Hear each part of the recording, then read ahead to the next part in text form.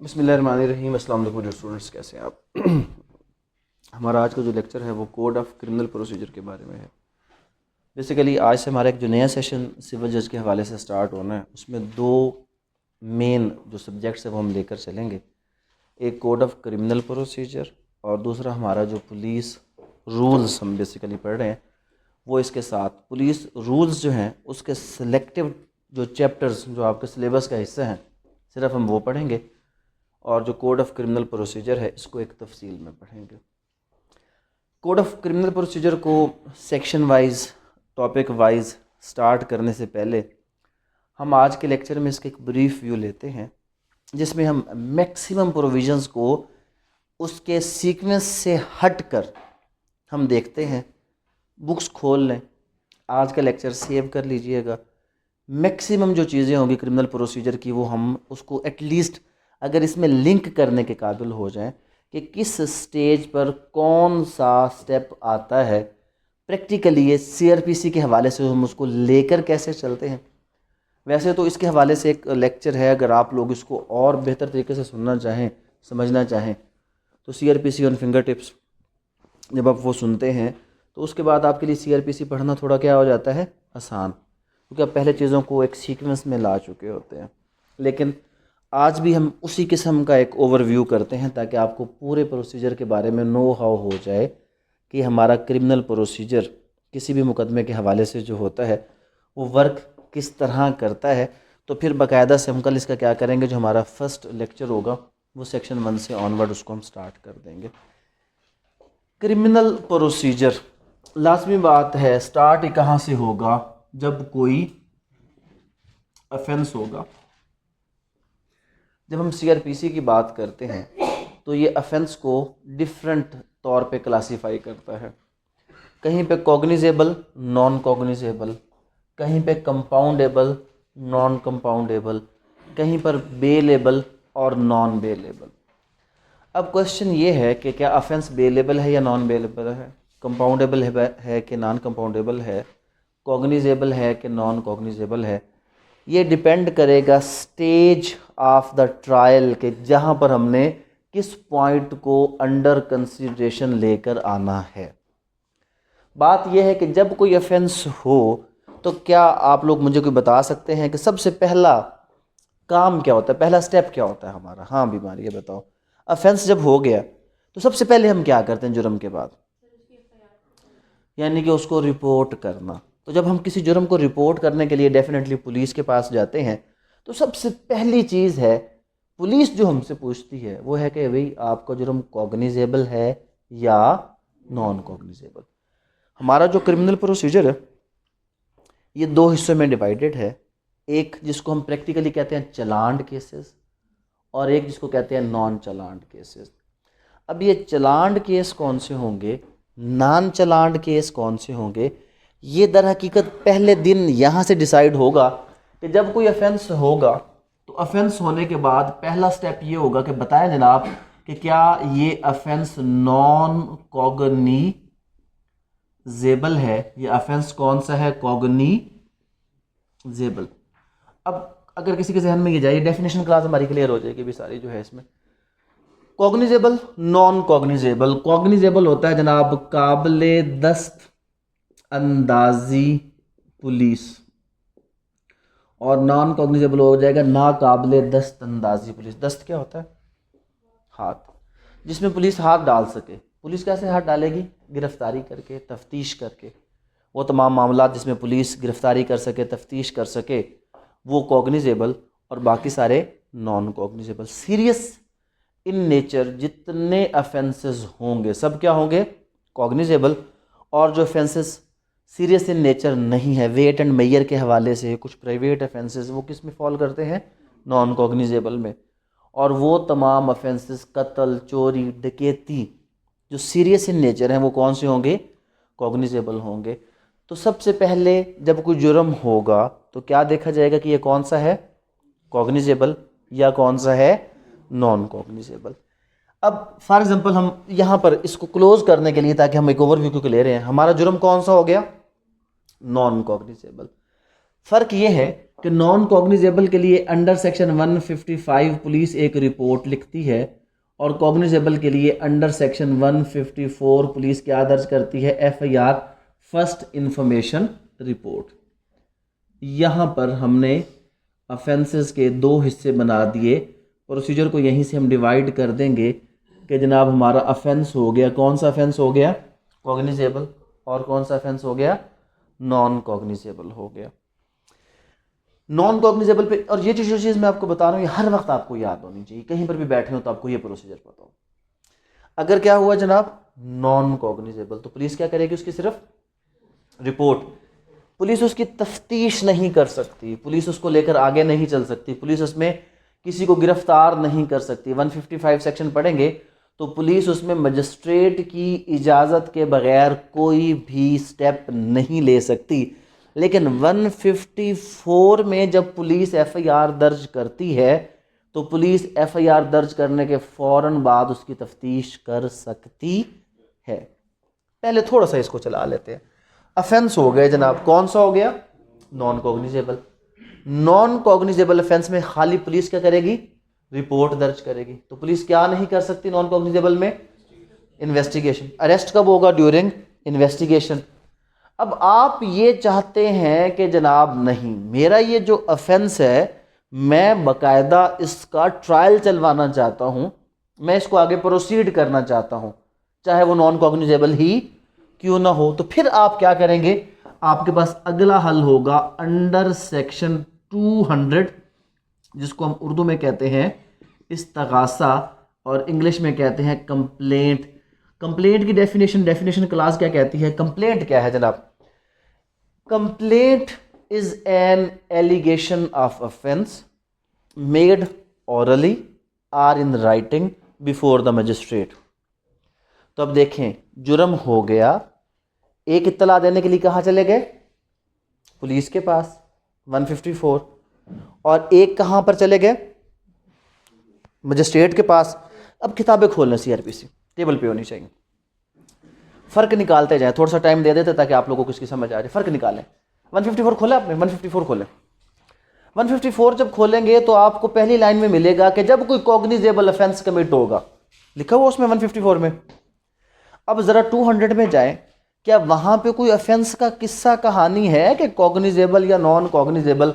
वहाँ पर है कि जी एलिगेशन ऑफ ऑफेंस, जो डेफिनेशन क्लास में लिखी होगी और उसका प्रोसीजर आगे आ जाएगा। इट मीन्स फ़र्क पहला गौर से सुन लें कि complaint can be made for both cognizable as well as non-cognizable offenses, whereas FIR can only be registered for cognizable. Non-cognizable की FIR नहीं होती। FIR पे अब एक जजमेंट है, बड़ी फेमस हुई, जस्टिस कौन से थे जनाब, आसिफ सईद खोसा साहब की एक जजमेंट है जनाब, 2018 की है, पेज 595 पे रिपोर्टेड है। उन्होंने एक जजमेंट दे दी कि जी सेकंड FIR नहीं हो सकती। ये जो लोग प्रैक्टिस के साथ रिलेटेड है उनको फौरन समझ आ जाएगी, जो नहीं है उनको मैं समझाने की कोशिश करता हूँ। इस चीज़ का पॉजिटिव और नेगेटिव पहलू बताता हूँ। जब दो ग्रुपों में लड़ाई होती है तो क्या एक का कसूर होता है, दोनों का होता है? एक तरफ जख्मी होते हैं या दोनों तरफ होते हैं? तो उसमें होता ये था कि एक बंदा जब जाके पर्चा कटवाता था तो दूसरा बंदा जनरली काउंटर करने के लिए उसके ऊपर क्रॉस पर्चा करवा देता था। पर्चे का लफ्ज़ जब मैं यूज़ करूँ तो आपने समझ जाना FIR को पर्चा कहते हैं। प्रैक्टिकली क्या कहते हैं इसको ज़ुबान में, हम आम ज़ुबान में जब मैं पर्चा कहूँ तो पर्चे का मतलब क्या है, FIR। जब मैं इस्तगासा कहूँ तो वो कंप्लेंट है। तो उसमें मसला क्या होता था कि एक ही अकरस के ऊपर कितने मुकदमे चले, 2। अब आसिफ सईद खोसा साहब ने क्या किया, ये गलत है, एक वकुआ की सेकंड FIR नहीं हो सकती। कितनी होगी, एक। इसमें एक टेक्निकल इशू आ गया और वो ये है कि जिसने मारा, जख्मी बेचारा अस्पताल पहुंच रहा होता, पता चलता जिसने मारा वो अपने कपड़े फाड़ के क्या करता, जाके FIR दर्ज करवा देते। अब वो जो मजरूब बेचारा अस्पताल से फारिग होकर अस्पताल से बाद पुलिस स्टेशन FIR दर्ज करवाने जाता है तो उसे कहा जाता है कि ना जनाब FIR तो दर्ज नहीं हो सकती। अब वो बेचारा की करे, कित्थे जावे। इमरान खान साहब की मिसाल ले लेते हैं। हो गए ज़ख्मी, FIR दर्ज हुई, मुद्दत में हो गई, और सेकंड FIR दर्ज नहीं हो सकती क्योंकि सेम केस पर एक FIR आपकी क्या हो चुकी है, दर्ज। तो अब पॉइंट ये समझना है कि सेकंड FIR अगर नहीं है तो असल में वो जजमेंट पूरी हमने फॉलो नहीं की। उसमें यह था कि आप सिर्फ ये लिखेंगे वक़ुआ हो गया और बाकी 161 के बयानात में पूरी तफसील लिखेंगे कि वो कैसे हुआ। लेकिन हम उस तरफ नहीं जाते, वो जो गलतियाँ हो चुकी हम इसको सिंपल रखते हैं। हल बताता हूँ मैं आपको। हल इसका ये है कि अगर कभी आप FIR आपके मुताबिक नहीं हुई और वो अब तब्दील नहीं हो पा रही तो आप उसकी जगह पर जाकर क्या कर दें, ऑन द अदर साइड। तो कंप्लेंट के लिए शर्त नहीं है कि कॉग्निजेबल ऑफेंस हो या नॉन कॉग्निजेबल ऑफेंस हो। हाँ, इधर शर्त है कि जो आपकी FIR है वो सिर्फ किसकी होगी, कॉग्निजेबल की। अब थोड़ा सा एक स्टेप यहीं पे मैं क्लियर करने की कोशिश करता हूँ। आपने क्या किया जनाब, क्या दर्ज कर दी, FIR। किसी ने जिंदगी में FIR दर्ज करवाई हो, जल्दी से हाथ खड़ा करे।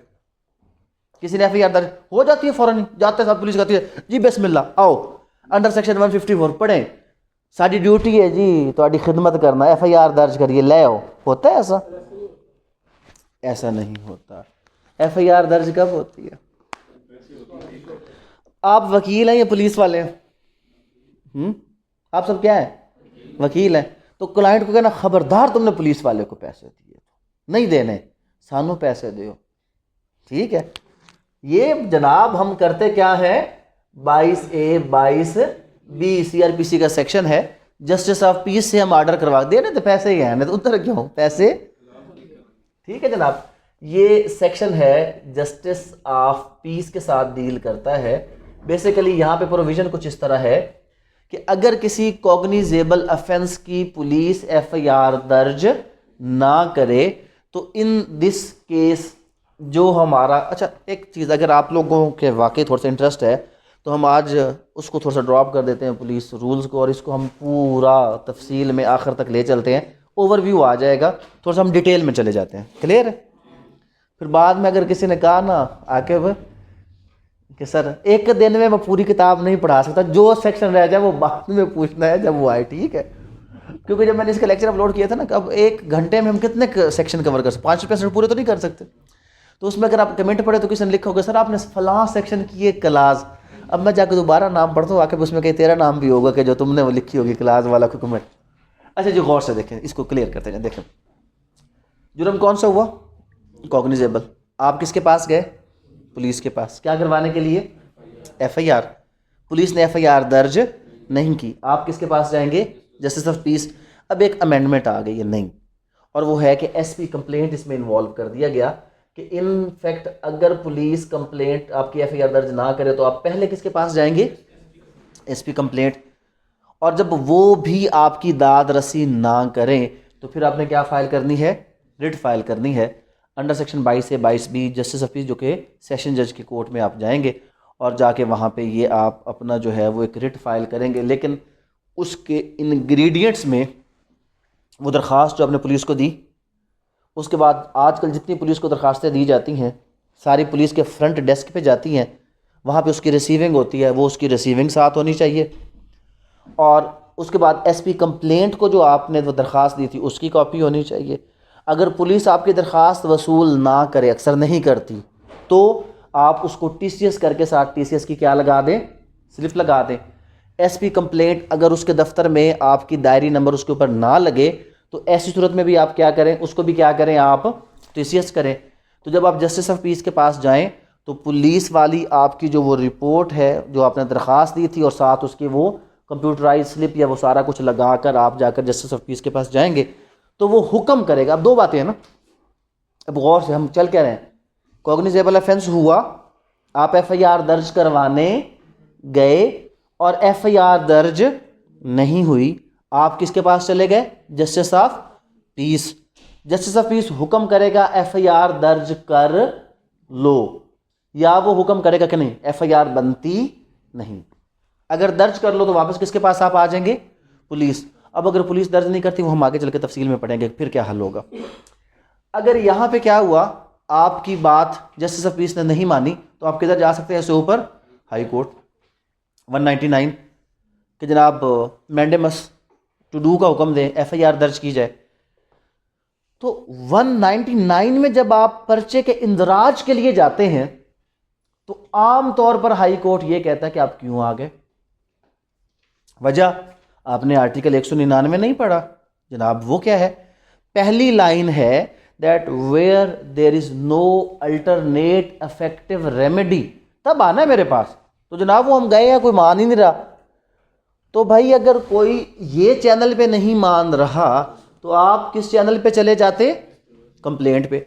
अक्सर जो आपके मुकदमे हाई कोर्ट में पर्चे के इंदराज के लिए दर्ज किए जाते हैं वहां पे हाई कोर्ट आपको किसकी तरफ मूव कर देता है? अच्छा, एक आपको मैं और मजे की बात बताऊं, थोड़ा सा ही हम आगे चलेंगे ना, थोड़ा सा यहां तक जब पहुंचेंगे ना तो ये दोनों चीजें क्या हो जाएंगी? एक, क्योंकि ट्रायल दोनों का सेम है।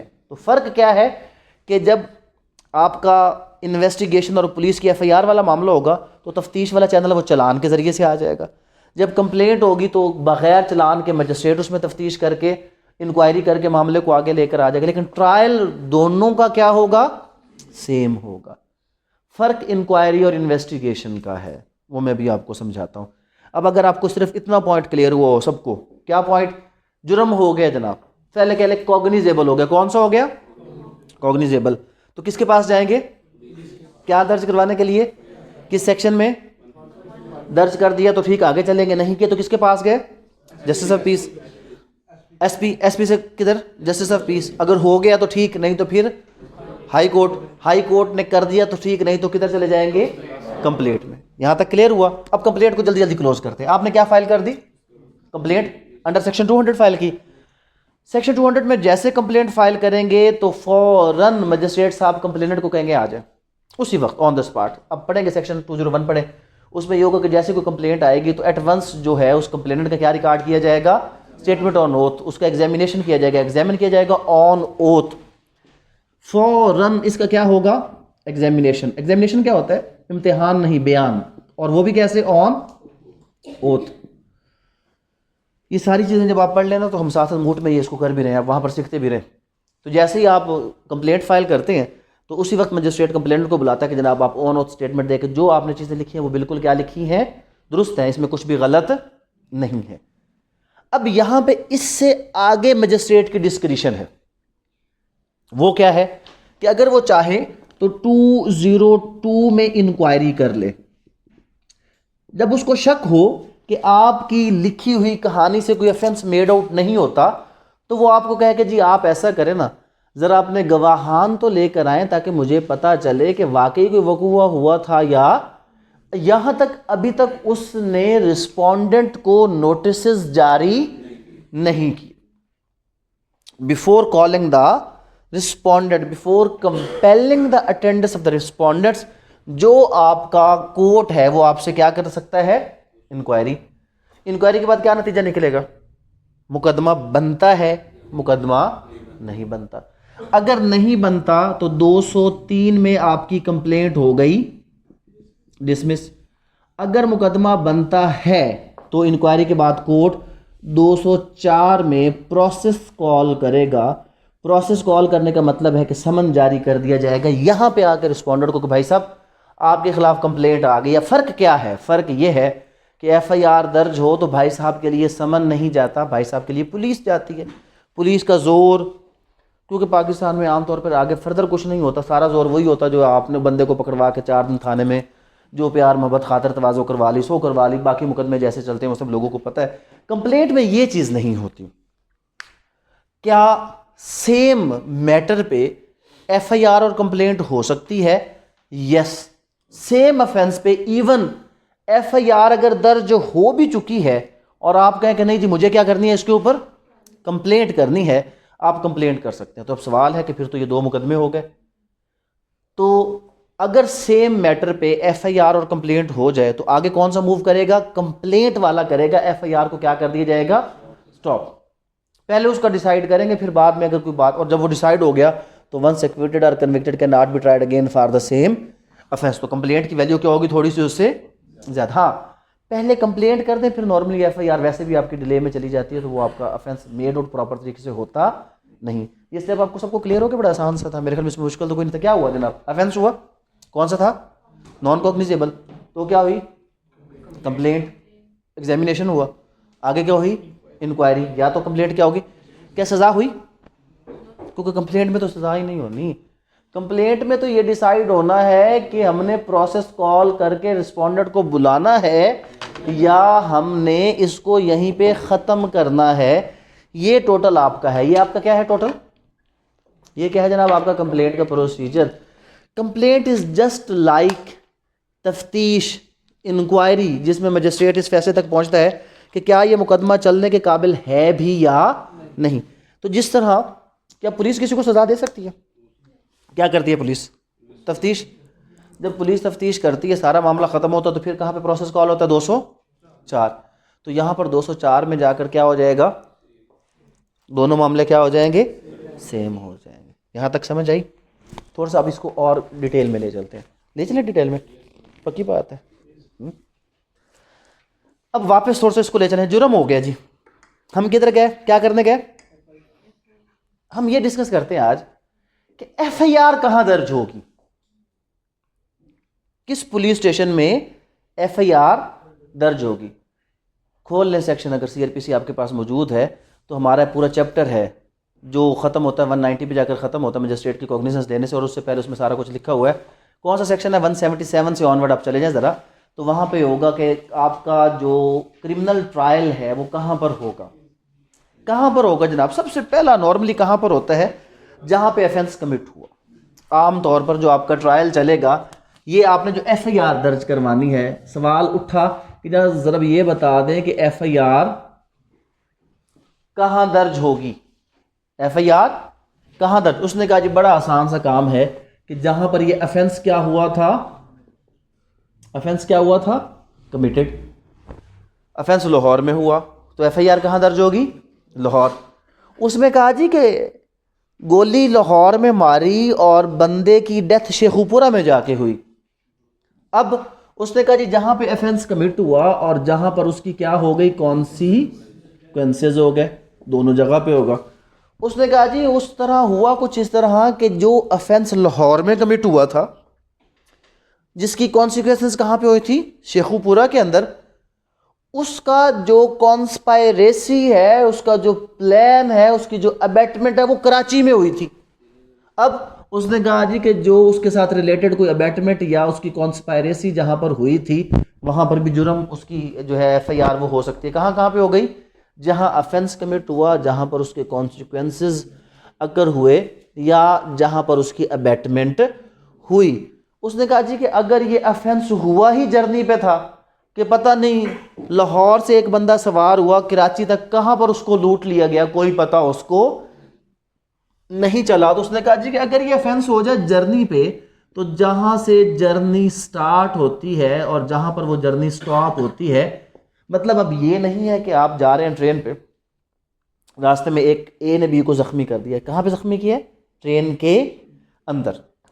जेब काट लिया है ए और बी, ट्रेन के अंदर पकड़ा गया। अब क्या वो बंदा उतर के पुलिस स्टेशन लेकर जाएगा उसको, खाने वाले में जी ये पकड़ो, इसके ऊपर एफआईआर दर्ज करो। जाना दोनों ने किधर है? कराची। तो कराची ही जाएंगे, वहां पर जाकर उधर भी मुकदमा। तो कोई बंदा कहे जुर्म तो खाने वाल में हुआ था और एफआईआर कहाँ पे हो रही है? कराची। तो अगर आप सेक्शन पढ़ेंगे तो उसमें लिखा होगा कि अगर जर्नी के ऊपर कोई जुर्म हुआ होगा तो वो कहाँ पे उसकी एफआईआर दर्ज हो सकती है? पूरे स्टार्ट और स्टॉप के दरमियान किसी भी जगह पे। और अगर किडनैपिंग हो गई, उसने कहा किडनैपिंग पे तो ये भी हो सकता है बंदा गिरफ्तार लाहौर से, उसको अगवा कहाँ से किया? लाहौर से, और रावलपिंडी लेकर चले गए। उसने कहा जहाँ किडनैप हुआ, जहाँ उसको रखा गया, दोनों जगह पर उसका मुकदमा हो सकता है। तो ये एक नया पॉइंट आज हमने क्लियर कर दिया, इसमें ऐड कर दिया कि मुकदमा होगा कहाँ पे। सीआरपीसी के जो सेक्शन मुकदमा होगा कहाँ पर के साथ डील करते हैं, वो बाकायदा हमारा चैप्टर है जो स्टार्ट होता है 177 से और चलता है 199 तक। ऑर्डिनरी प्लेस कौन सी है, और उसके बाद अक्यूज़ जब उसके पास क्या हो के triable in district where act is done और वेयर कॉन्सिक्वेंसेज हो गई, और offence by reason of relation में अबैटमेंट आ गया, बीइंग अ ठग वाली बात आ गई, criminal misappropriation of property वगैरह। अगर कोई बंदा चोरी शोरी करता है, डकैती करता है, जहाँ पर डकैती की, जहाँ पर डकैती का माल छुपाया, दोनों जगह पर क्या हो सकता है, मुकदमा हो सकता है। सिर्फ इतना याद रखें, 177 से 189, 177 से 189 किसके साथ डील करते हैं, प्लेस ऑफ क्रिमिनल केस, कहाँ पे फाइल किया जाएगा, कहाँ पर इंक्वायरी होगी, कहाँ पर ट्रायल होगा किसी भी शख्स का, ये भी हमने डिसाइड कर लिया। अब आ जाता है जी एफआईआर होगी। क्या हो गई, एफआईआर। एफआईआर के बाद पुलिस ने क्या स्टार्ट करनी है, लॉ कहता है कि जब भी 154 में एफआईआर होगी तो अंडर सेक्शन 156 पुलिस ने क्या करनी है, इन्वेस्टिगेशन करनी है। जो पुलिस ने अंडर सेक्शन 156 इन्वेस्टिगेशन करनी है जनाब, तो इस इन्वेस्टिगेशन में पुलिस ने क्या करना है, इस इन्वेस्टिगेशन में पुलिस बंदे को गिरफ्तार करके लाएगी तो इन्वेस्टिगेशन होगी। अब ये क्या हुई है, एफआईआर, और ये क्या हो रही है, इन्वेस्टिगेशन। इन्वेस्टिगेशन में पुलिस किसी भी बंदे को क्या कर सकती है, क्या कर सकती है, अरेस्ट। एफआईआर होने के बाद, एफआईआर होने के बाद गिरफ्तार होने से पहले यहां पर किस्सा आएगा, किस चीज का, बेल बिफोर अरेस्ट का, जिसको प्री अरेस्ट बेल भी कहते हैं। सेक्शन 498 कहां पर होगा, ये होगा बिफोर बीइंग अरेस्ट। इसके दो नाम है, प्री अरेस्ट बेल या बेल बिफोर अरेस्ट। किस स्टेज पर आती है, शर्त है एफआईआर के बाद। और ये कब होगी कि जब एफआईआर के बाद कोई शख्स जाए और जाकर अपने आप को खुद क्या करे, अदालत के सामने सरेंडर करे कि जनाब मैं आपके हुजूर आ चुका हूं, जब जब मेरी ज़रूरत होगी मैं पेश होने के लिए तैयार हूं और मैं ज़मानत देने के लिए भी तैयार हूं।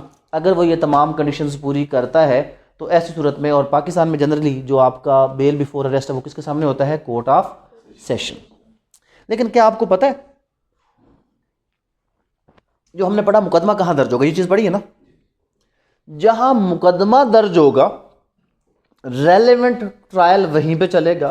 तो जमानत कौन सी जज देगा, कौन सा अदालत देगी, जहां मुकदमा लाहौर में हुआ है तो किसी को जमानत चाहिए तो किस कोर्ट के पास जाएगा, लाहौर। और बंदा बैठा है सिंध के अंदर और उसको यह है कि जब तक मैं लाहौर पहुंचूंगा मुझे पहले ही क्या कर लिया जाएगा, गिरफ्तार कर लिया जाएगा। अब वो सिंध हाई कोर्ट, तो सिंध हाई कोर्ट की तो जुरिस्डिक्शन बनती है कि नहीं बनती, सिंध हाई कोर्ट उसको 498 में प्रिवेंटिव बेल दे सकता है। तो प्रिवेंटिव बेल का क्या मकसद होता है, प्रिवेंटिव बेल होती है बेल बिफोर अरेस्ट से पहले। किससे पहले होती है, बेल बिफोर अरेस्ट से पहले, ताकि कोई बंदा जाकर बेल बिफोर अरेस्ट ले सके। Preventive bail is not the alternative of bail before arrest. ये एक टाइम है उसको दिया गया कि आप जाएं और जाकर क्या लें, आप बेल बिफोर अरेस्ट। और जबकि बंदा क्या हो गया, क्या हो गया, गिरफ्तार। अरेस्ट होने के बाद जो बेल है वो कौन सी होगी, bail after arrest, post arrest bail. यहां पे अब हो जाता है, अगर बेलेबल ऑफेंस है तो मैटर ऑफ राइट के तौर पर 496, और अगर नॉन बेलेबल ऑफेंस है तो फिर 497, वहां पर उसको जमानत दी जाती है। अच्छा जनाब, तो बेल आफ्टर अरेस्ट के लिए देखा जाएगा कि ऑफेंस अगर बेलेबल है तो मैटर ऑफ राइट, और अगर नॉन बेलेबल है तो उसमें फिर कोर्ट डिसाइड करेगा, हम बाद में देखें। यहाँ पर एक बहुत बड़ी गलती जो हमारे वकला हजरात करते हैं वो क्या करते हैं, समटाइम्स एफआईआर दर्ज हो गई और वो एफआईआर मेंटेनेबल है ही नहीं, वो ऑफेंस कॉग्निजेबल था ही नहीं। क्या नॉन कॉग्निजेबल की एफआईआर हो सकती है, नहीं हो सकती। और हमारे वकला हजरात कुछ अपना खर्चा बनाने के लिए भी ऐसा करते हैं कि जाके उसकी ज़मानत करवा देते हैं। जब आपने ज़मानत करवा ली तो अपनी तो रोज़ी रोटी का दफ्तर आपने दरवाज़ा खोल लिया, पर क्लाइंट का बेड़ा गर्क कर दिया। अब वो आगे तक चलेगा, या उसको 249A में आपको उसको करवाना पड़ेगा, क्विट करवाना पड़ेगा, या जाकर पूरा ट्रायल उसका क्या होगा, चलेगा। उसके बाद जनाब कहीं जाके आफ्टर रिकॉर्डिंग ऑफ एविडेंस वो शख्स छूटेगा या नहीं छूटेगा। तो इसका हल ये होता है कि अगर कोई ऐसा ऑफेंस जो आप कहते हैं कि ये बनता ही नहीं है, तो बजाय इसके कि आप केस को पूरा ऊपर तक लेकर जाएं, आप यहाँ पर रिमांड भी कॉन्टेस्ट करने से पहले जो बंदा आपका गिरफ्तार हुआ है, आप उसी गिरफ्तारी पे मजिस्ट्रेट को जाकर कहें जी 63 में इसको यहीं पे डिस्चार्ज करो। क्या करो 63 में इसको यहीं पे, कि केस ख़त्म हो जाए। और अगर यहाँ पे आपका मामला नहीं चलता तो सेकंड ऑप्शन इस एफआईआर के ऊपर आपके पास ये है कि अगर ये एफआईआर आप कहते हैं बिल्कुल क्या है, बिल्कुल क्या है, बेसलेस, तो हम इसकी क्वैशमेंट भी फाइल कर सकते हैं अंडर सेक्शन 561A CRPC। सारी मैं पढ़ा रहा हूँ, सेक्शन दोबारा लिखने की ज़रूरत नहीं है। तो 561A में किसी बेसलेस एफआईआर को क्वैश करने के लिए, लेकिन इनहेरेंट पावर है, सबसे बड़ा फ़र्क है कि सिविल कोर्ट में इनहेरेंट पावर में भी exercise by any of the civil court, civil जज, डिस्ट्रिक्ट जज are the high court, but जो आपका क्रिमिनल प्रोसीजर है यहाँ पर inherent power can only be exercise by the high court under section 561A। तो 561A में एफआईआर को क्वैश हाई कोर्ट से करवाया जा सकता है। और उसके बाद जब बंदा क्या हो गया, अरेस्ट। पॉइंट जहन में रखना है, अरेस्ट के फौरन बाद बेल आफ्टर अरेस्ट नहीं होती। क्या बात है, अरेस्ट के फौरन बाद बेल आफ्टर अरेस्ट नहीं होती जब तक वो अक्यूज जुडिशियल ना हो जाए, जब तक वो अक्यूज क्या ना हो जाए, जुडिशियल। तो बंदा क्या हो गया आपका, किसने अरेस्ट किया, पुलिस ने। क्या कुछ सिविलियन किसी को अरेस्ट कर सकता है, कर सकता है। जब वो कॉग्निजेबल ऑफेंस करे तो कोई उसको सिविलियन भी अरेस्ट करके, लेकिन अरेस्ट करके किसके हवाले करेगा, पुलिस के हवाले। अच्छा जी, बंदा पुलिस के पास चला गया, यहां पर कितनी बातें आएंगी, तीन। नंबर वन बात आएगी कि पुलिस उसको क्या करती है, कहती है जी कि हमें तो मजीद तफ्तीश चाहिए। तो 167 में पुलिस उसका क्या क्लेम कर ले, रिमांड। क्योंकि जब पुलिस किसी को अरेस्ट करती है तो 24 आवर अंडर सेक्शन 61 पुलिस के पास 24 आवर का टाइम है तफ्तीश करने के लिए। और अगर 24 आवर में पुलिस अपनी तफ्तीश को मुकम्मल नहीं करती और उसको मजीद वो शख्स वापस चाहिए तो उसके लिए वो अंडर सेक्शन 167 क्या करेगी, मजिस्ट्रेट से रिमांड लेकर आएगी। अब यहाँ पर एक बात याद रख लें कि जिस वक्त, ये बड़ा इंपॉर्टेंट पॉइंट है कि जिस वक्त, अब इसको मैं वापस ले जाता हूँ, जल्दी से आप लोग सुनिएगा, गौर से सुनिएगा। एफआईआर दर्ज होगी, क्या हो गई, एफआईआर दर्ज, बंदा क्या हो गया, गिरफ्तार। 24 घंटों में तफ्तीश पूरी नहीं हुई, पुलिस उसको लेकर किसके पास गई, मजिस्ट्रेट के पास, किसके लिए, रिमांड के लिए। और यहां पे आप कहते हैं कि ये जुर्म बनता है ही नहीं, बड़े आम जैसे अभी ये आजकल ये एफआईआर दर्ज होगी जनाब बच्चों के ऊपर, पिछले दिनों मोटरसाइकिल वाली और इस किस्म के, उसमें कुछ एम खार किसी ने निकाल ली, सारा कुछ हो गया। अब यहाँ पे आप कहते हैं जी कि वो अक्सर ऐसी भी एफआईआर दर्ज हुई हैं जिसमें फुटेज है कि बच्चा बेचारा, कोई पंचर मोटरसाइकिल है और अब्बा जी ने भेजा कि जाके बेटा खींच के जा मोटरसाइकिल के, अब्बा पीछे भी आ रहा है और बच्चा मोटरसाइकिल को पकड़ के पंचर वाले को ले जा रहा है, उसकी भी एफआईआर दर्ज कर दी। तो अब यहाँ पे ये इतना कोई बेसलेस किस्म का मामला अगर हो गया तो वहां पर आप जमानत में जाने की बजाय जब उस शख्स को रिमांड के लिए लाया जाए तो आपने ऑन द स्पॉट कोर्ट के सामने 63 के मुताबिक ये मजिस्ट्रेट से क्लेम करना है कि जनाब आप इस शख्स को क्या कर दें। और जब किसी को यहां पे डिस्चार्ज कर दिया जाए, लेकिन जहन में रखें ये पावर सिर्फ रिमांड के दौरान है। ये कब है, रिमांड खत्म हुआ, जमानत हो गई तो अब 63 खत्म हो गया, रिमांड क्लोज, 63 क्लोज। 63 सिर्फ कब है, रिमांड के दौरान। रिमांड के बाद 63 नहीं है, सिर्फ कब तक है 63, रिमांड के दौरान है, रिमांड के बाद 63 नहीं है। तो अब यहां पर, अब आप इसको यहां पे मैं क्लोज कर रहा हूं, ये गौर से सुनिएगा, यहां से यहां क्लोज होगा, एफआईआर हो गई, बंदा क्या हो गया, अरेस्ट, बंदा क्या हुआ, अरेस्ट। पुलिस उसके किसके लिए आई है, रिमांड के लिए, और आप वहां पर उसकी क्या अप्लाई कर दें, डिस्चार्ज। और अगर वो डिस्चार्ज हो गया तो वेल एंड गुड, अगर नहीं हुआ तो आप रिवीजन में चले जाएं, अगर नहीं होता तो आप हाई कोर्ट में जाकर उसके अगेंस्ट 561 में क्वैशमेंट के लिए अप्लाई कर सकते हैं। एफआईआर खत्म, किस्सा यहाँ पे खत्म, मामला खत्म, आगे कोई चीज़ चलेगी नहीं। एक चीज़, दूसरी चीज़, पुलिस ने बंदा कर लिया गिरफ्तार, कहती है जी कि हमें इससे कोई मज़ीद तफ्तीश नहीं करनी, जो रिकवरी थी वो कर ली, मज़ीद तफ्तीश की ज़रूरत नहीं है, हमारी तरफ से ये बंदा फारिग, हमारी तरफ से ये बंदा फारिग। 170 में पुलिस उसको कर देगी जुडिशल। इसको क्या कहा जाता है, क्या कर दिया पुलिस ने, जुडिशल। क्या कर दिया, जुडिशल। नंबर 1 जुडिशल ये हो गया। नंबर 2 पुलिस आती है कि हमें क्या चाहिए, रिमांड। क्या चाहिए, रिमांड। आप जाकर कहते हैं कि जी ये तो बेलेबल अफेंस है, इसमें किस चीज़ का रिमांड, अफेंस कौन सा है, बेलेबल। तो जनाब इसमें तो बेल मैटर ऑफ राइट के तौर पर मिलनी चाहिए, तो ये अगर कोई भी तफ्तीश है तो हम इसमें पेश होते रहेंगे, लिहाजा इनको रिमांड, इसको कहते हैं रिमांड कंटेस्ट करना। क्या करना, रिमांड कंटेस्ट करना। और अगर आप रिमांड कंटेस्ट करें तो मजिस्ट्रेट 167 में मजीद रिमांड देने की बजाय उस मामले को यहीं पे क्लोज करते हुए पुलिस को कहेगा जी कोई रिमांड नहीं है, बेलेबल अफेंस है, इसको जुडिशल करो, इसको क्या करो।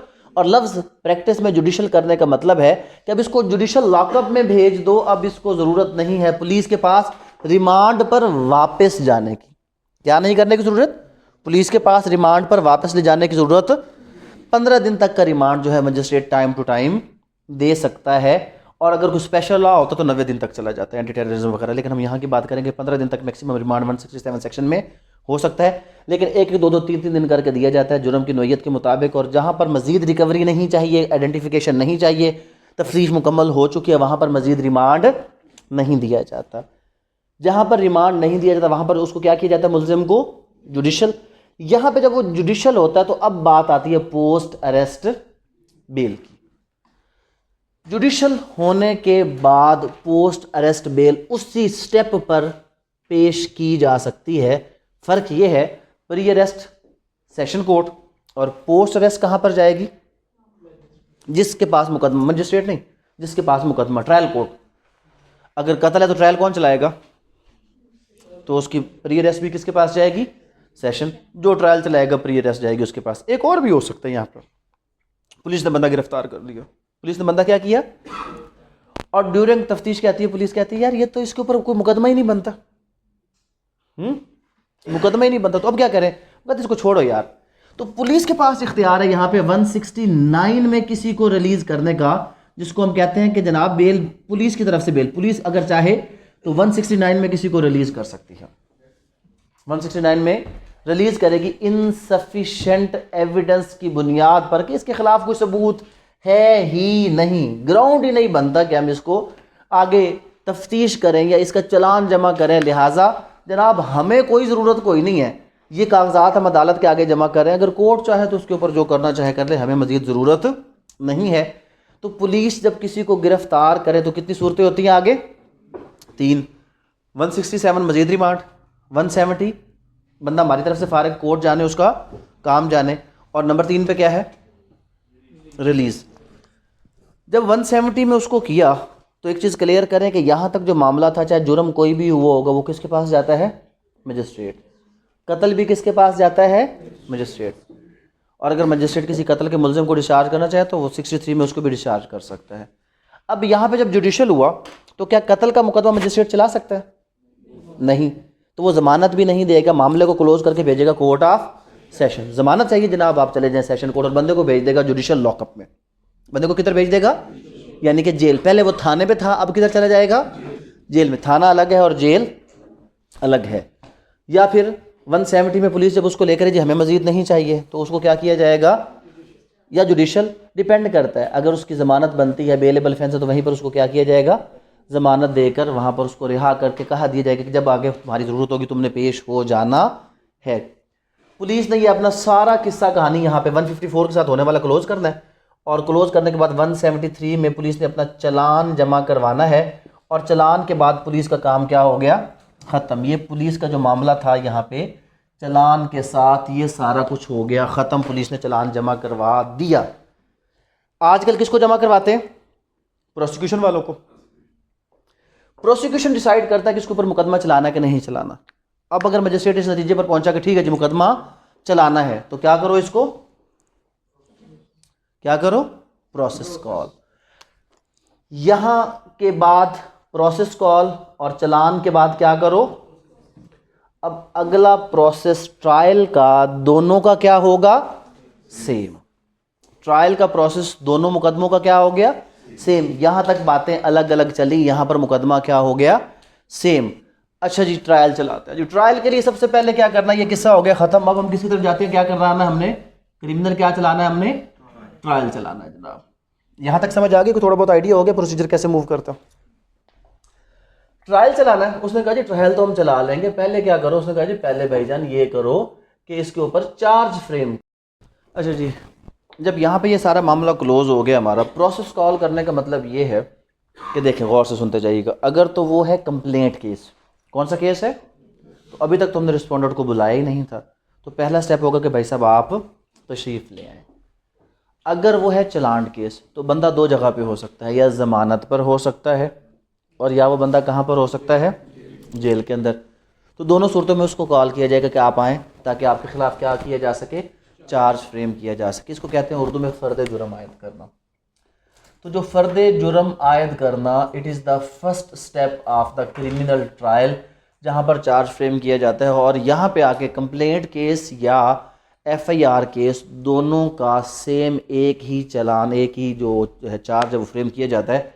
अब जो प्रोसीजर वहाँ पे था वो ख़त्म, और अगला फर्दर जो प्रोसीजर है वो दोनों का क्या होगा, सेम होगा, फ्रेमिंग ऑफ चार्ज। यहाँ पर हम ये पढ़ेंगे कि ये जो चार्ज फ्रेम होगा, इसमें क्या होगा। चार्ज बेसिकली है क्या, एक precise information of the commission of the offence, कि जनाब आप, नाम लिखा जाएगा, आपने पाकिस्तान पीनल कोड के सेक्शन फलां के मुताबिक एक जुर्म किया, जिसकी सज़ा इतनी है, आपने फ़लाँ जगह पर फ़लाँ को इस तरह करके कत्ल किया, चोरी की, डकैती की, जो भी उसके ऊपर इल्ज़ाम आयद करना है, उस इल्ज़ाम को छोड़ दें यार, ये कुछ हिल जाएगा। उस इल्ज़ाम को बाकायदा तौर पर चार्ज की सूरत में उस शख्स तक पहुंचा दिया जाता है। फर्दर इसमें क्या है जनाब, ये जो इल्ज़ाम उस शख्स तक बाकायदा तौर पर चार्ज की सूरत में पहुंचाया जाता है, यहाँ पे चार्ज फ्रेम करने के दौरान अगर उसको अल्टर करना है, यानी कि उसमें कोई ऑफेंस चेंज करने हैं, तो वो चेंज किए जाएंगे। और उसके अलावा अगर इसमें कोई और ज्वाइंडर ऑफ चार्ज, ये सारा कुछ जब हम तफसील से पढ़ेंगे ना, तो वहाँ पे जाके डिस्कस करेंगे। यहाँ पर सिर्फ इतनी सी चीज़ अगर आपको समझ आ जाए, और वो ये है कि जब प्रोसेस का हल होता है, ट्रायल स्टार्ट होता है, ट्रायल का पहला स्टेप क्या है, framing of charge. Framing of charge, charge frame हुआ। चार्ज फ्रेम होने के बाद दो बातें हैं कि या तो वो शख्स उस चार्ज को कहे कि जी प्लीड गिल्टी, क्या करे, प्लीड गिल्टी। तो प्लीड गिल्टी में 243 में उसको कन्विक्ट करके मामला यहीं पे ख़त्म कर दिया जाएगा। एक और स्टोरी हमारी क्लोज हो गई। कैसे क्लोज हुई, गौर से भी इस पूरे सीक्वेंस को चलाते जाएं जनाब। सबसे पहले क्या हो गया, जुर्म हो गया। जुर्म के बाद कॉग्निजेबल था तो क्या होगी, FIR। नॉन कॉग्निजेबल था तो क्या होगी, उसकी कंप्लेंट हो गई, रिपोर्ट होगी, रिपोर्ट के बाद कंप्लेंट हो गई। उसके बाद इन्वेस्टिगेशन हुई, गिरफ्तार किया या नहीं किया, वो सारे मामलात। इन्वेस्टिगेशन में दो और अहम पॉइंट है जो मैं आपको इधर अभी क्लियर करवा देता हूँ। और वो दो अहम पॉइंट कौन से हैं कि इन्वेस्टिगेशन के दौरान 161 और 164 को आपने नहीं भूलना। पुलिस तफ्तीश के दौरान जितनी भी रिपोर्ट्स दर्ज करती है वो 161 के तहत करती है। और उसके बाद जो पुलिस अगर तफ्तीश के दौरान, आप सब लोगों को पता होगा थोड़ा सा, कि अगर कन्फेशन रिकॉर्ड कर ले तो confession before the police in the custody of the police उसकी कोई भी अहमियत नहीं होती। तो पुलिस लिहाजा दौरान तफ्तीश कन्फेशन रिकॉर्ड भी नहीं करती, क्योंकि उसको पता है कि इस कन्फेशन के रिकॉर्ड करने की कोई भी अहमियत नहीं है। बट अगर कोई शख्स तफ्तीश के दौरान अपना कन्फेशन रिकॉर्ड करवाना चाहता हो तो पुलिस उसको किसके पास ले जाती है, मजिस्ट्रेट के पास। और वो 164 में उसका क्या रिकॉर्ड कर देता है, कन्फेशन। ये सब कुछ कहाँ पे होता है, मजिस्ट्रेट की 164 की पावर किस दौरान है, ड्यूरिंग इन्वेस्टिगेशन। ये सारे खाते ख़त्म हो गए। हम कहाँ पर, इससे आगे चले। पुलिस ने क्या जमा करवा दिया, चलान। चलान के बाद क्या कॉल हुआ, प्रोसेस। प्रोसेस के बाद क्या हो गया, उसका ट्रायल। क्या हो गया, उसका ट्रायल। ट्रायल में सबसे पहले उसके ऊपर क्या फ्रेम किया, चार्ज। जब उसके ऊपर फर्द जुर्म आयद की तो उसने कहा जी हाँ मैं अपना जुर्म तस्लीम करता हूँ, मैं अपना जुर्म तस्लीम करता हूँ। तो इस बात के साथ ही उसको क्या कर दिया जाएगा, कन्विक्ट। एक्विट नहीं किया जा सकता। 243 में उसको सिर्फ और सिर्फ क्या किया जाएगा, कन्विक्ट किया जाएगा। उसको 243 में कन्विक्ट कर दिया गया और मामला ख़त्म, सज़ा हो गई। लेकिन अगर वो कहे नॉट प्लीड गिल्टी, क्या कहे वो, नॉट प्लीड गिल्टी, कि जनाब मैं अपने जुर्म को तस्लीम नहीं करता, 244 में एविडेंस कॉल होगा। फिर क्या कॉल होगा? एविडेंस। एविडेंस के बाद 245 में डिसाइड करना है। क्या डिसाइड करना है 245 में? कि आया इस शख्स को करना है एक्विट या इसको करना है कन्विक्ट। हम इस थोड़ा सा उलट कर देते हैं क्योंकि उधर भी कन्विक्ट है, तो यहां पर भी हम क्या लिख देते हैं? कन्विक्ट। और यहां पर क्या लिख देते हैं? एक्विट। एक्विट कहां पे हुआ? 245। समझ आई यहां तक?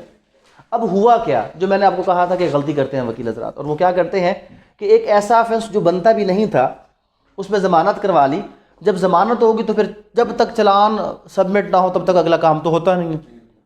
चालान सबमिट हो गया। वैसे चालान के लिए जो कानून कहता है वो कहता है 14 जमा 3 17 दिन। 14 जमा 3 मैंडेटरी है, शेल के साथ है। 14 जमा 3 17 दिन। लेकिन 3 4 साल लग जाते हैं, चालान प्रैक्टिकली नहीं आते। कानून ये कहता है 173 के चालान जमा करेगा कितने। और इवन ये कहा गया कि अगर चालान नामुकम्मल है तो 14 दिन में नामुकम्मल जमा कर दें, और अगर मजिस्ट्रेट नामुकम्मल चालान पर उस मुकदमे को अगर ट्रायल में ले जाना चाहे तो ले जा सकता है। ये सारे उसके इख्तियारात हैं। तो यहाँ पे क्या हुआ? यहाँ पर ये हुआ कि अब जब ट्रायल पर आप जाने लगे और क्या फ्रेम होना है? चार्ज। और आप कहते हैं बंदा बिल्कुल बेगुनाह। बंदा क्या है? बिल्कुल बेगुनाह। तो चार्ज फ्रेम होने से पहले भी 249A की दरखास्त दी जा सकती है। वो किसके लिए होती है? Acquittal of accused at any stage of the case, not the trial of any stage of the case. Before framing of charge, after framing of charge, before recording of evidence, after recording of evidence, at any stage of the case under section 249A क्या हो सकती है? दरखास्त दी जा सकती है। किस चीज के लिए? उस अक्यूज के एक्विटल के लिए दरखास्त दी जा सकती है। एक्विटल कहाँ कहाँ पे आ गया? 245। रिकॉर्डिंग ऑफ एविडेंस के बाद कोर्ट ने इनोसेंट फाइंड किया। 249A before recording of evidence, जब अदालत को लगा कि ये तो केस ही नहीं बनता, केस ही गलत है, तो 249A में उसको क्या कर दिया? एक्विट कर दिया। अब यहाँ पे कन्विक्ट कहाँ पे किया? एक तो 243 में, और एक कहाँ पे कन्विक्ट किया उसको? 245। कन्विक्ट कहाँ कहाँ पे किया? 243 में और 245 में। अब ये जो मैंने आपको सारा बताया है ट्रायल, ये तो मैंने आपको ट्रायल बताया है किसका? मजिस्ट्रेट का। जस्ट लाइक ऐसा ही ट्रायल हाई कोर्ट और कोर्ट ऑफ सेशन करते हैं। उसकी प्रोविजन चेंज है जो कि है 265A से लेकर N तक। हाई कोर्ट क्या करता है? किसी भी बंदे का ट्रायल चलाता है। और 260 से लेकर 265 तक अगर कोई बिल्कुल ऐसा ऑफेंस कि जिसकी टोटल सज़ा 6 महीने हो, उसका समरी ट्रायल चलाकर उसको कंक्लूड करने का इख्तियार magistrate of the first class के पास है। अगर वो जुर्म इतना मामूली है कि जिसकी सज़ा मैक्सिमम कितनी है? 6 महीने है, तो वहाँ पर even without recording of evidence, without framing of the charge, उसको समरी ट्रायल में 260 से 265 में क्विट किया जा सकता है, किस्से को ख़त्म किया जा सकता है। और कोर्ट ऑफ सेशन और हाई कोर्ट ट्रायल चलाता है 265A से लेकर N तक। लेकिन हम थोड़ा सा अब इसको और आगे लेकर चलते हैं। बंदा क्या हो गया? कन्विक्ट हो गया। कन्विक्ट होने के बाद अगली बात आती है रिवीजन की, अपील की। अपील कब होगी और रिवीजन कब होगी? अपील कब होगी और क्या होगा? रिवीजन। अगर बंदा क्या हुआ है? एक्विट, तो याद रखें अंडर सेक्शन 417 सिर्फ और सिर्फ हाई कोर्ट अपील सुन सकता है, रिवीजन हो ही नहीं सकती एक्विटल पे। चाहे एक्विट किसने किया? मजिस्ट्रेट ने। और चाहे एक्विट किसने किया? Session court. एक्विट जो भी करेगा, एक्विट जो भी करेगा, एक्विटल के खिलाफ जो अपील है वो किस सेक्शन में होगी? 417। और कहां पर लगाई जा सकती है? कहां पर? High court. उसके अलावा और कहीं पर नहीं लगाई। अब आगे बंदे की क्या हो गई? क्या हुई है? कन्विक्शन। कन्विक्शन में अपील कौन करेगा? सहर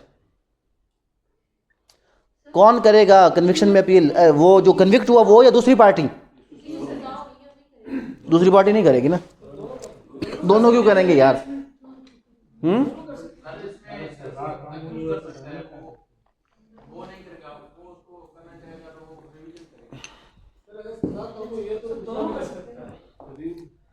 अगर मैं लफ्ज लिखूं क्या है? क्या लिखूं? अपील। अपील सिर्फ मुल्जिम करेगा। अपील सिर्फ कौन करेगा? मुल्ज़िम। और अगर दूसरी पार्टी कंप्लेनेंट साइड वो तो कन्विक्ट करवा चुकी है, वो अगर कोई भी अदालत के पास जाएगी तो सज़ा को क्या करवाने जाएगी, बढ़ाने जाएगी ना। किताब खोल लें, किताब खोलें सब लोग, 439 पढ़ें और उसके बाद जो अपीलेट कोर्ट की पावर है वो पढ़ेंगे तो आपको एक फ़र्क पता चलेगा कि अपीलेट कोर्ट सज़ा को बढ़ा नहीं सकता, उसके अलावा कुछ भी कर सकता है। सज़ा को बढ़ा 439 पढ़ेंगे तो आपको पता चलेगा कि कन्विक्शन को अगर हमने क्या करवाना है, इनहेंस, सज़ा को बढ़ाना है, तो इस पर सिर्फ क्या फ़ाइल होगी, रिवीजन, अपील फ़ाइल नहीं हो सकती। सज़ा को बढ़ाने के लिए, सज़ा को बढ़ाने के लिए आप क्या करेंगे, रिवीजन फ़ाइल करेंगे, आप अपील फ़ाइल नहीं कर सकते। और अगली बात गौर से सुनिएगा, यहाँ पर सज़ा क्यों हुई थी 243 में, प्लीड गिल्टी हो गया था, तो किस चीज़ की अपील, जुर्म ही कबूल ना करते। तो यहाँ पर जब प्लीड गिल्टी हो गया तो क्या होगी, नो अपील होगी, क्योंकि खुद तो तुमने जुर्म कबूल किया है। अगर समरी ट्रायल में मुख्तसर सज़ा है तो फिर भी क्या होगी, नो अपील। और अगर वो बाकायदा तौर पे कन्विक्ट हुआ है ट्रायल के बाद तो फिर वो अपील करेगा अपनी सज़ा को कम करवाने के लिए। और अगर उसकी सज़ा होगी कितनी, 4 साल तक, तो अपील जाएगी सेशन कोर्ट। अगर 4 साल तक है सेशन कोर्ट, अगर 4 साल से ज़्यादा है तो फिर अपील कहाँ जाएगी, हाई कोर्ट। तो क्या मजिस्ट्रेट के खिलाफ हाई कोर्ट अपील जा सकती है, हाँ जा सकती है। एक्विटल की तो जानी ही जानी है, और अगर 4 साल से ज़्यादा मजिस्ट्रेट किसी को कन्विक्शन भी करेगा तो फिर भी सज़ा, उसकी अपील कहाँ पर जाएगी, हाई कोर्ट में उसकी अपील दायर की जा सकती है। ये तो क्या हो गया अपील। अच्छा, इसमें एक चीज़ नहीं आई, रिव्यू। क्रिमिनल कोर्ट अपने किसी फैसले को रिव्यू कर सकते ही नहीं है, रिव्यू का ऑप्शन क्रिमिनल कोर्ट्स के पास होता ही नहीं है। अब अपील फाइल कर दी किसके खिलाफ, इसके खिलाफ, कन्विक्शन। यहां पे कंसेप्ट आता है 426 का, वो क्या है, appeal after conviction, bail after conviction. ये बेल आफ्टर कन्विक्शन क्या होता है कि जब कोई शख्स कन्विक्ट हुआ और वो अपील के दौरान कहे कि जनाब जब तक मेरी अपील का फैसला नहीं होता तब तक मुझे आप क्या कर दें, बेल पर रिहा कर दें, तो ऐसी सूरत में ऐसे शख्स को बेल पर रिहा किया जा सकता है अंडर सेक्शन 426। ये है बेल आफ्टर कन्विक्शन की सूरत में उस शख्स को यहाँ पे रिहा किया जा सकता है। रिवीजन के लिए 439 और रिव्यू का कोई भी ऑप्शन अदालत में यहाँ पर मौजूद नहीं है। अब ये जो कन्विक्ट या एक्विट किया तो उसके लिए क्या डेफिनेटली पास की जाएगी, जजमेंट। अब पूरे 2 चैप्टर हैं कि ये जजमेंट वगैरह किस तरीके से लिखी जाएगी। एक इसमें आएगा जो सेपरेट ट्रायल है कि अगर कोई शख्स ऐसा है कि जो मुकदमे की प्रोसीडिंग को नहीं समझ सकता क्योंकि वो लुनेटिक है, तो उसके लिए अलग प्रोविज़न है 464 से लेकर 474 तक, जो हमारे साथ लुनेटिक ट्रायल की तफसीलात को शेयर करता है। किसी भी जो लुनेटिक है उसका ट्रायल कोर्ट में किस तरह चलाया जाएगा। तो ये इन शॉर्ट एक ओवरव्यू आ गया हमारे कोड ऑफ क्रिमिनल प्रोसीजर के हवाले से। अगर हम इसको ट्रायल के हवाले से देखें तो ट्रायल में क्या होगा कि अगर वो नॉट प्लीड गिल्टी करेगा तो फिर क्या रिकॉर्ड होगा, एविडेंस। अगर एक्विट हुआ तो अंडर सेक्शन 417 उसकी क्या होगी, हाई कोर्ट में अपील। अगर वो कन्विक्ट हुआ तो कन्विक्ट होने के बाद अगर सज़ा को बढ़ाना है तो आप क्या फ़ाइल करेंगे, रिवीजन। और अगर सज़ा को कम करवाना है तो फिर क्या फ़ाइल की जाएगी, उसमें अपील फ़ाइल की जाएगी। और अपील के दौरान उसको क्या किया जा सकता है, रिहा किया जा सकता है। यहाँ तक अगर कोई सवाल आप लोग पूछना चाहें। और इसमें फर्दर ट्रांसफ़र की भी ऑप्शंस आ जाती हैं। जब एक बार कोई शख्स किसी का मुकदमा डिसाइड हो जाए, एक्विट हो जाए या क्या हो जाए, कन्विक्ट हो जाए, तो फिर कौन सा सेक्शन आ जाता है, 403 आ जाता है, डबल जियोपर्टी के। जनाब अगर कोई शख्स एक बार उसका मुकदमा ख़त्म हो जाए तो फिर उसके ऊपर क्या होगा, दोबारा मुकदमा आप नहीं चला सकते। अगर इस दौरान कहीं पर भी आपको ज़रूरी लगे कि इस केस को ट्रांसफ़र होना चाहिए तो सेक्शन 526, 527 और 528 में आप क्या करेंगे, केस को क्या करवा सकते हैं, ट्रांसफ़र करवा सकते हैं। मुकदमे के दौरान 516A या 517 में अगर आपको सुपुर्दारी चाहिए तो आप सुपुर्दारी वगैरह ले सकते हैं। ये सारा कुछ हम तफसील में आगे चल के पढ़ते रह जाएंगे। एक सिर्फ शॉर्ट्स आपको व्यू देना था कि क्रिमिनल मुकदमे होते किस तरह, CRPC फ़्लो कैसे करती है। यहाँ तक कोई सवाल है तो आप पूछ सकते हैं। जी जनाब।